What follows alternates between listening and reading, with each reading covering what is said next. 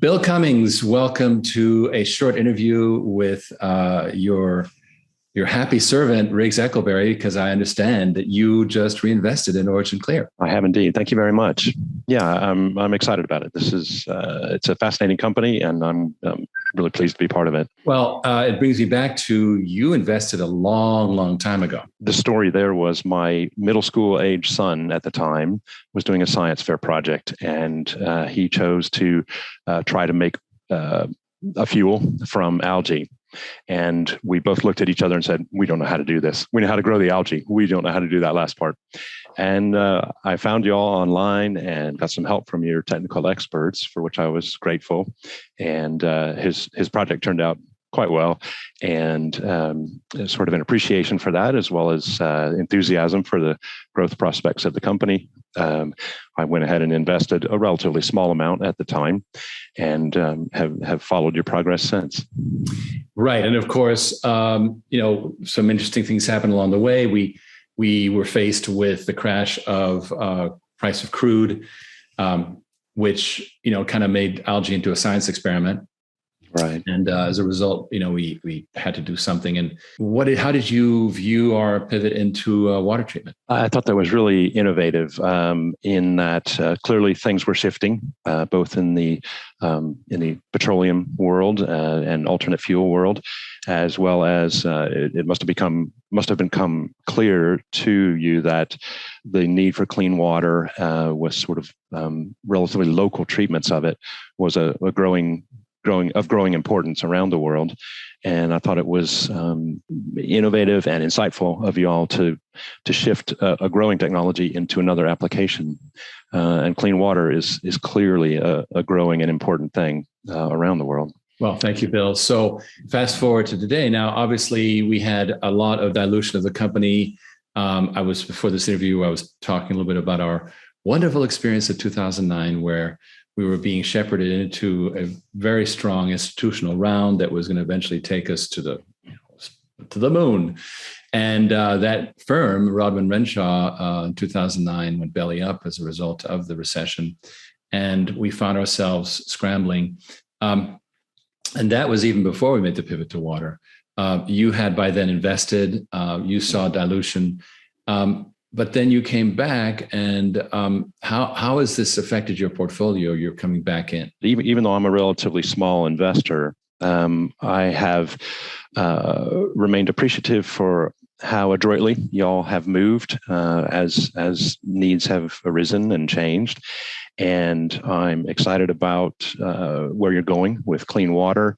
It's funny. I used to work for Rolls-Royce. I've just recently retired. Oh. And our chief medical officer wrote about the COVID pandemic. Of course, we didn't even know there was a chief medical officer until that happened. And he wrote that there are three key things. My takeaway: three key things that he wrote about in human health. That have happened in the last roughly 100 years. One being vaccines, one being penicillin, and the third one being clean water. And it's just such a fundamental human need. And you all seem to be addressing it in a very clever and forward-looking way. And so I'm quite enthused about the company. Maybe my resources are such that I'm not able to be one of your big investors, but I'm really pleased to be at least among those trying to help your company carry forward. Well, I actually wanted to address that because we actually have no problem with smaller investors. Unfortunately, currently we can only take accredited investors, but nevertheless, if it's a small investment, it's perfectly fine. Because as you and I were discussing before this interview, you get dependent on big investors, and it turns into this sort of it takes all the air out of the room, so to speak. And what we prefer is just a good, predictable flow of investment from a broad base of investors. We have almost 10,000 general investors and about 500 private investors like you. And to have that broad bench, in fact, that's what's been allowing us to raise this capital phase. Your new investment, half of it is going into water equipment, not not, my salary as important as it is. I don't want to understate the importance of my salary. Absolutely. But half of everything we raise now goes into capital that is put into these water on demand systems. And so to do that, we have to have an even flow. And frankly, a lot of companies envy us the ability to have, loyalists like you. And one thing that has been wonderful for us, I call it the time machine, which is we beginning a couple of years ago, we were able to start fixing people's old investments, bringing them up to current, and then price protecting them if they made a comparative investment today.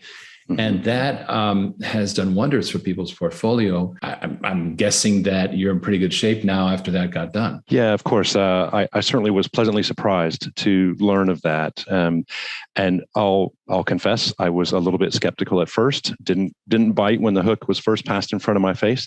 But that was only because when I had invested early on, when my son was doing his science fair project, of course, the value had tapered off through some of the things you described. And so I was a little bit guarded, but the arrangement that you all have come up with, of course, put me at ease to see my value restored. And I remain enthusiastic about the company and am pleased by both the prospects of growth of my investment, but on top of that, being able to support you in what you're trying to do here. Yes. And I think in what we've been talking about, you've also really discussed a very important thing for us, which is water treatments becoming local, right? So more and more, we can't depend on the big central infrastructure. It's falling apart. And so local water treatment really is going to save the day, but there's no funding mechanism. And so our mission has become really, really important. And because it's only the only way forward. Water quality in this country is going downhill fast. Flint, Michigan is only the tip of the iceberg. And we can't just have $5-20 billion projects. And first of all, they'll never get built. But secondly, they'll take forever. And meanwhile, people are having very bad water. So it's really good to be able to go to the edges, these smaller projects, fund them for people so they can just pay on the meter. And we're calling it the democratization of investment in water, because it truly is that. We're making it possible for investors like you for the very first time to directly invest in water assets. And that's kind of cool. So it really is. It's great that you've come in. I'm grateful for your resurgence. You bet. You're coming back in the fold, so to speak. Well, equally, I'm grateful for the work that I'm sure it was not easy to arrange for the program that you've put together. And obviously it helped me feel more comfortable reinvesting in the company. Yes. I'm reminded of I read an article once about a gourmet restaurant in Paris that had the very small dining room on top and a kitchen below.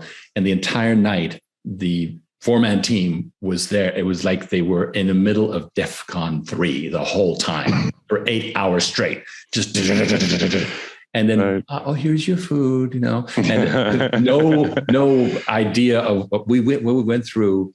And primarily it was Ken Berenger and myself, with support from others like Tom Marchicello, that we reinvented, really, I think, how water treatment is financed. And that was not, as you say, it was not simple. And fortunately, we have wonderful investors like you. So again, I wanted to thank you, Bill. Well, thank you very much. Don't be a stranger. Next time you come down to Clearwater, let's have a cup of coffee. You bet. I'll take you up on that. That'll be great.